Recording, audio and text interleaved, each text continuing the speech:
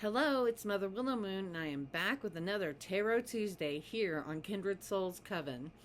This week, I shuffled my cards and I thought, what is the message you want to send to the group as I continued to shuffle my cards?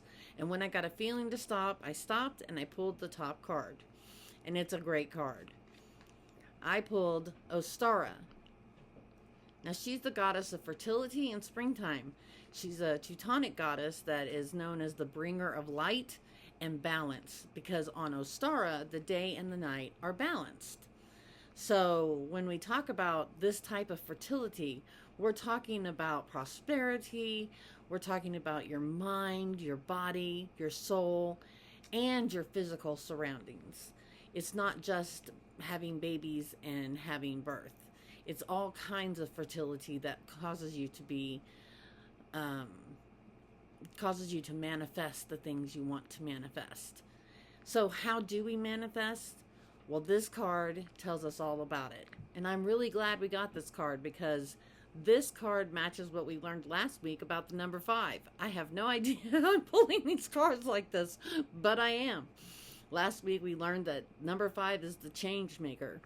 It is the physical movement. It is the one that actually we do. In 4 we plan, but in 5 we actually do.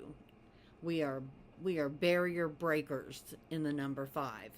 So Ostara, she tells us that if you're feeling depressed or you're feeling like you're in a bad mood all the time, you can physically change your mood by physically changing your surroundings, or by physically manifesting what's happening in your mind.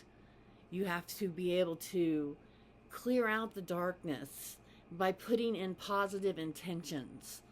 Like, for example, I can do hard things. It's not always easy to get yourself up and get yourself out and get yourself going, but she says you can do these hard things. They may seem hard, but you can do them. And you can do that by lighting some incense or taking a bath and putting a few drops of essential oil in it, and just relaxing and meditating on what it is that you need to do so that you can feel refreshed and ready to do it, and then do it. She says you have to actually do it. These are things you do. And another thing that she talks about is your surroundings. You can change the color of what you have in your room. Maybe the color is depressing. I have blue on my wall and I cannot stand it, so I'm getting it repainted to gray. See the blue? So to pep up my spirit, I'm changing the color of my room, and I'm changing the color of my surroundings so that I can feel a lot lighter and a lot better about what I'm looking at every day. Those are some of the things you can do. Another thing that you can do is you can get a book of intentions and pick out the ones that best suit you. Because I know that intentions sometimes are hard to write or hard to say, but they do have books out that can help you be able to get those intentions into your head, and you say them all the time. A way to keep those intentions at your forefront of your mind is to get a worry stone and rub it, and it'll remind you, I can do hard things. I can do hard things. Keep it in your pocket. And that way that you can put your hands in your pockets and you can feel that stone and think, I can do hard things. Or it might be, I am completely and beautifully, wonderfully made. Because what's causing you to feel you have self-confidence issues. I'm completely, beautifully, and wonderfully made. So when you rub that stone, it'll remind you to say your intention, because you need to say it to get it into your head. What we think and we say, then they become reality to us. So we need our mind to understand reality, because the law of attraction teaches us that like attracts like. So if I am constantly spitting out negative things, I'm going to get negative things back to me. It also is the law of return, which is a Wiccan thing, the law, threefold law, that anything I send out into the universe is going to come back at me 3 times over. So I don't want to be sending out super negative messages because I don't want to feel 3 times worse. So we need to be able to remember that we have to get those intentions into our brains and help lighten the load, which will bring a light to your head, then a light to your body, and you'll feel so much better because you're not going to let the negative things get you down. It's not pretending like they don't exist. It's just saying, because they exist, this still is true. So these bad things are happening, but that doesn't change the fact or the state of who or what I am. Because the bill is higher than it was last month doesn't change the desk in the room.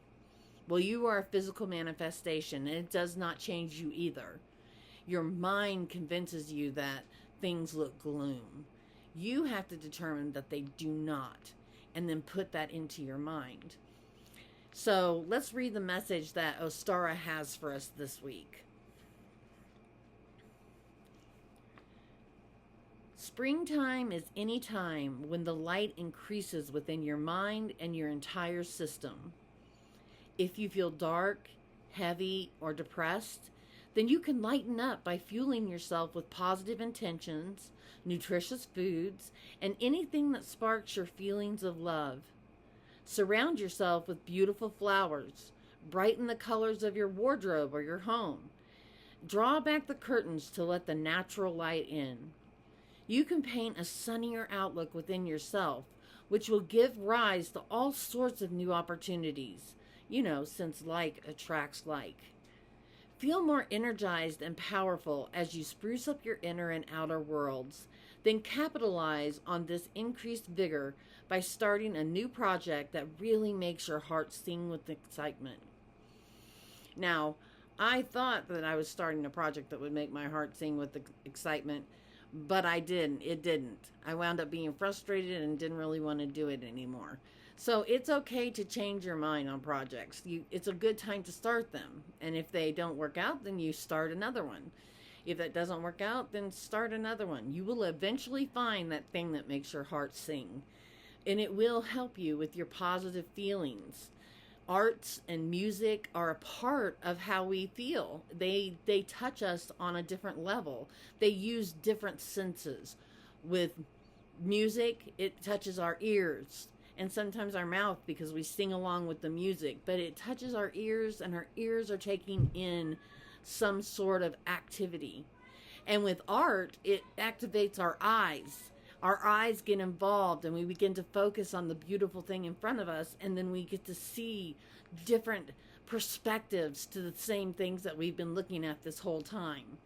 So, Osara is telling you, make some changes. Be a change maker. Don't let the world control you. Don't let the world control your outlook. Let you control your outlook. Let you be the one who is the bringer of the light within yourself. And until I see you next week, blessed be.